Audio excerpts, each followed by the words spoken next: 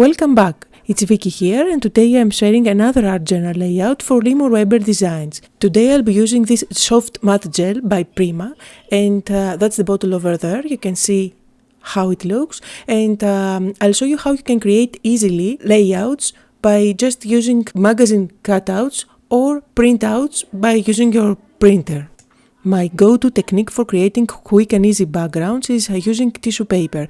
This is tissue paper by Tim Holtz and I'm just cutting out a piece that will cover up the whole background and I'm using gel medium to stick it down. So I'm using gel medium there as glue. I've covered up one of the two pages and now I'm going to stick it down, and once this is done I don't even care if I have any creases. This will add up to the background even more, and now I'm adding more glue at the other page and I'll stick it down. This gel medium by Prima is nice and soft and it's very easy to apply with your brushes and works great as well as dries super fast. Now just to make sure that everything is dry, I'm using my heat gun, and once everything is dry I'm using my scissors to cut the excess. You can also use your fingers. I plan to use gelatos to color my background, but first I'll add a wash of gesso. I'm using gesso from Faber-Castell and it's nice and thin, that's not heavy gesso, so it's great for washes. However, I do dip my brush now and then in water. So as you can see, the idea is not to cover up the whole background, but more like fade it out, so you can see the difference here. I did the same on the other page, and now that everything is dry, I'm using my gelatos. The color I'm using today is Snow Cone and it's one of my favorites. I'm just going to cover up the whole background and blend it with my fingers. That goes pretty easy. You can always help the process by keeping a baby wipe close by to wet your finger. Now once this is done, I'll go ahead and do the same thing on the other page, and then I need to seal down somehow the gelato. Gelatos react with water and no matter what I do on top of that background, I don't want this to run. I'll be using my soft matte gel by Prima as a sealer. So I'm using a dry brush, just make sure that your brush is totally dry and just cover up the whole background. Once this is dry, it's going to be sealed and I won't have any accidents later on. Now this is a printer paper that I've printed out on my laser printer, just the texture of wood. I'm using my pen on the back side and I'm drawing a palette.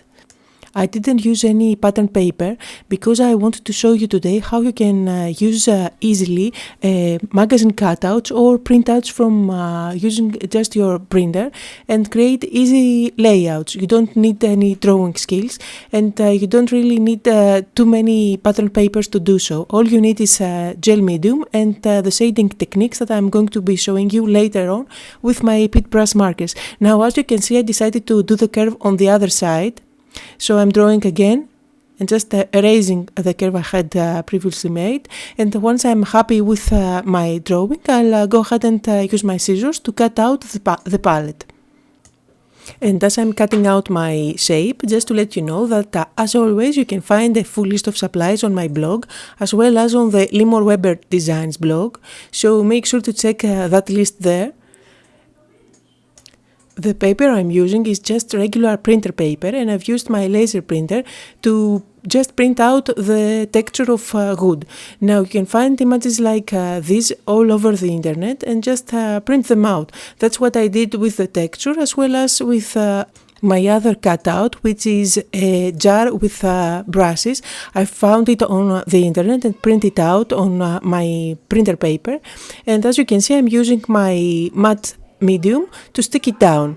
I am using my matte medium both as glue as well as a sealer on top, and I need to do that since I'm going to be using pit brush markers at the end just to add my shading.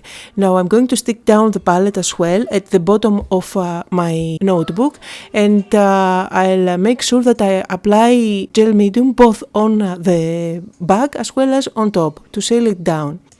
As you can see, my palette is very vibrant in color, while the jar with the brushes isn't. So the fun part of making this layout really starts now, once everything is stick down. I need to use shading as well as adding highlights here and there, and somehow bring everything together.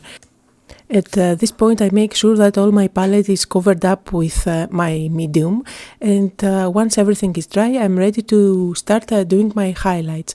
As always, I'm using my big brush markers by Faber-Castell. This is Indian ink, and it dries permanent.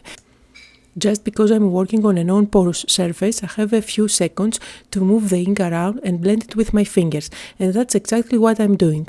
I'm using a slightly darker marker than my background, and I'm just adding shading here and there. I went all over the edge of my palette as well as the edge of the notebook to kind of frame my art somehow.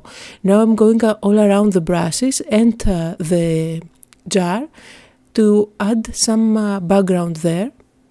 When I'm done with my blue background, I'll use my orange and yellows to add some shading on the jar, and then my brown marker to just add some shadowing here and there.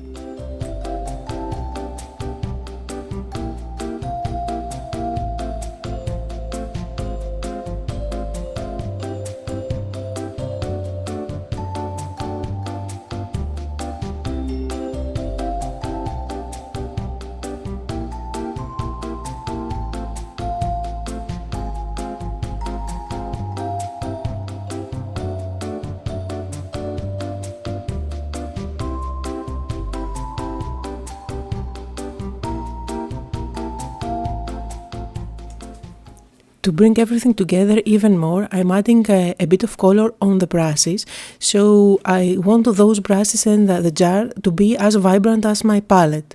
By adding the color on the wooden part of the brushes, I think it really made a difference. Now I'm using my thin black marker and adding some details here and there. I'll just go all over the jar and as well as the brushes, and I'm also going to use my white gel pen and add some highlights here and there.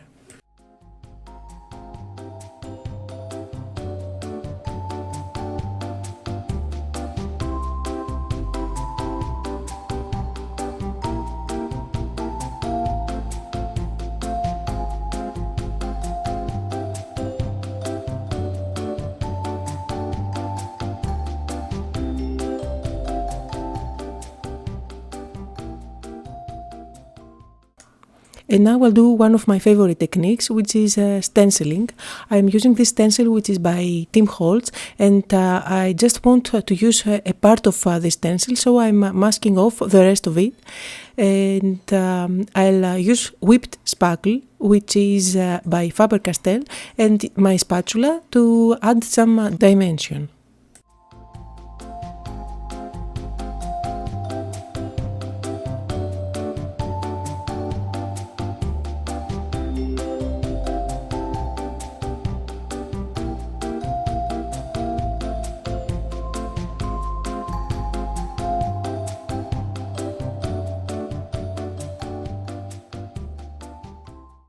At this point, I could have colored my whipped spackle with gelatos or any other acrylic paint and add splashes of color on my palette, but I decided I wanted to add only white since it's so striking and grabs attention against the brown palette. So just because I love doing this technique, I really didn't know when to stop, but anyway, it was really fun.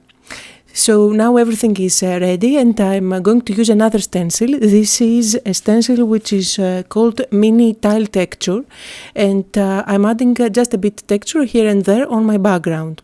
I'm also going to add a line of these mini tiles on my jar just to bring everything together. And I'm almost ready to go. I like adding small details on my art, so I decided to add this tiny tag, which is by Craft Cardstock. I had these Rabon Alphas on my stash forever. I don't even know when I got them. So I'm just spelling the word art and my little tag is ready.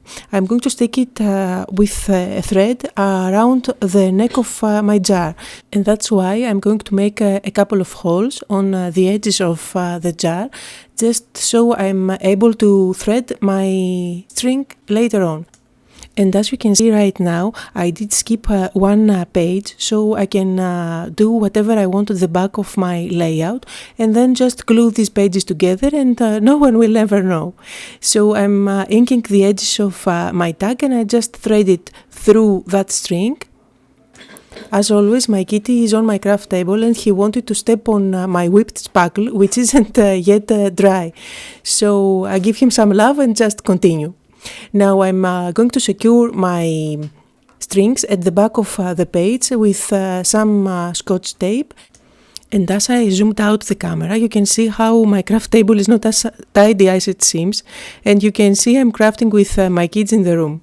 I did stick the little tag on top of the jar using a foam square, which isn't shown on the video there, but that added just a bit of dimension.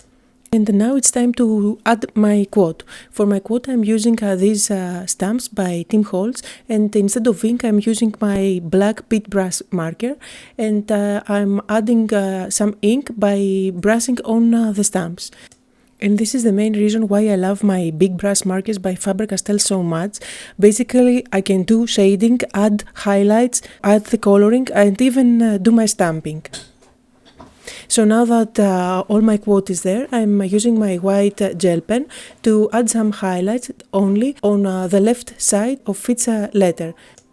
And that was the layout for today. I hope you had fun and got inspired. And if you did, don't forget to leave me a comment as well as give me thumbs up on my YouTube channel. Thank you all for watching.